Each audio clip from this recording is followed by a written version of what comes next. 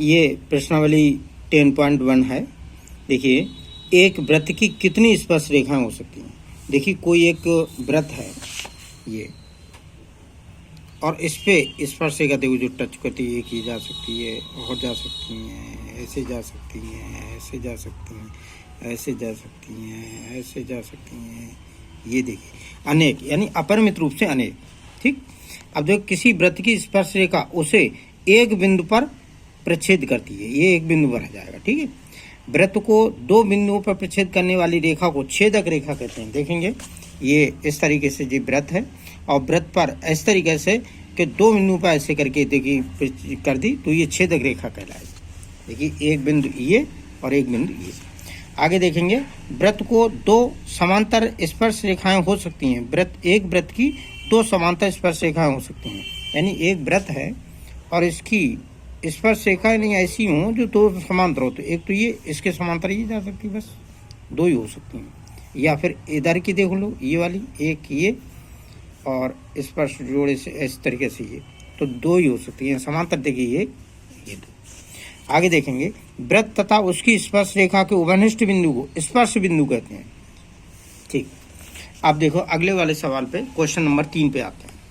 5 centimetre त्रिज्या वाले एक वृत्त के बिंदु P पर स्पर्श रेखा PQ केंद्र O से जाने वाली रेखा एक रेखा से बिंदु Q पर इस प्रकार मिलती है कि OQ = 12 सेंटीमीटर, तो PQ की लंबाई बताओ।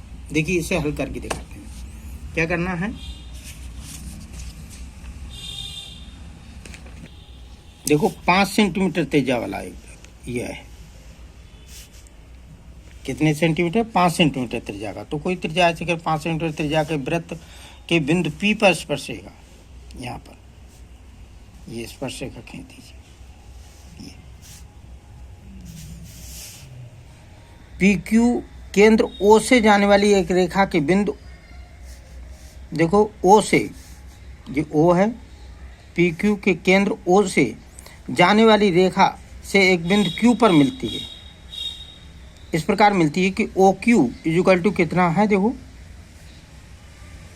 ये कह रहा है 12, ये 12 है, ध्यानपूर्वक देखें, ये 12 सेंटीमीटर है यहाँ से। तो वो कह रहा है ये, और ये त्रिज्या कितनी दी हुई है, त्रिज्या कह रहा है 5 सेंटीमीटर। तो देखिए इसमें गलती ना करें, बहुत से बच्चे ज़्यादातर गलती कर देते हैं, इसमें गलती ना हो जाए। ये देखिए हम जानते हैं स्पर्श रेखा और त्रिज्या जो होती है परस्पर लंब होती है 90 डिग्री को। तो कर्ण ये हो गया और ये हो गया लंब, इसे आधार यानी PQ निकालना है।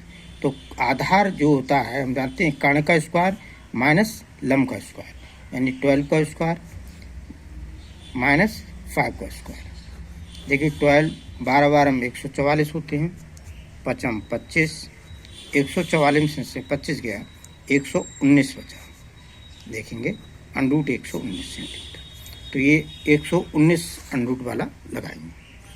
आगे देखें, चौथा, एक वृत्त खींचिए और एक दी गई रेखा के समांतर दो ऐसी रेखाएं खींचिए जो उसमें से एक स्पर्श रेखा हो और दूसरी छेदक रेखा हो। कह रहा है एक वृत्त खींचो।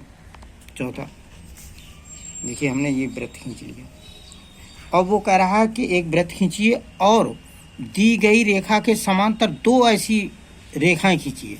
एक समांतर एक रेखा कोई मान लो, कोई सी मान लो, XYZ ऐसे करिए, ये एक रेखा दी हुई है, गिवन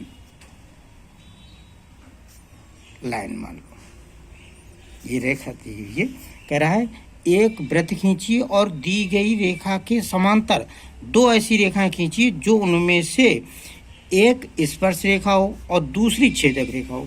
तो क्या करोगे, इसका सेंटर तो पता ही होगा, इस सेंटर से इस पर जो है ऐसे करके दो जगह कट करते हुए प्रकार द्वारा ऐसे करके लेंगे और ऐसे कट कर देंगे। ठीक है, और यहाँ से इस पॉइंट से इस पॉइंट से ये ऐसे करके और ये इस तरीके से ये एक पॉइंट मिलेगा आपको। ठीक है, इससे इसको मिला देंगे, ये मिला देंगे तो ये जो है देखिए 90 डिग्री आ जाएगा। और यहीं पर फिर जो 90 डिग्री होगा यहीं पर, क्यों इसके समांतर, क्योंकि समांतर के लिए हम जानते हैं संगत कोण बराबर होते हैं। तो यहीं पर 90 डिग्री का पुनः कोण बनाते हुए, देखिए 90 डिग्री का कोण बनाइएगा, जानते हैं 90 डिग्री प्रकार द्वारा बना लो या वैसे बना लो जैसे चाहो, ये 90 डिग्री का कोण बन जाएगा। और 90 डिग्री का कोण बनाते हुए ठीक ऐसे ही खींच दीजिए, एक स्पर्श रेखा हो जाएगी। फिर पुनः एक 90 डिग्री का कुछ दूरी पर बना ले तो छेदक रेखा हो जाएगी। यहीं पर कह रहा है कि दूसरी छेदक रेखा हो तो यहीं पे देखो पुनः 90 डिग्री बना लें। देखिए 90 डिग्री बनाने के एक तरीका ये भी पकड़ लें और इस तरीके से एक ये मारें और ये डालें, तो ये देखो बिल्कुल ऐसे करें चली जाएगी। ये देखिए ये आपका आंसर हो जाएगा। Thank you.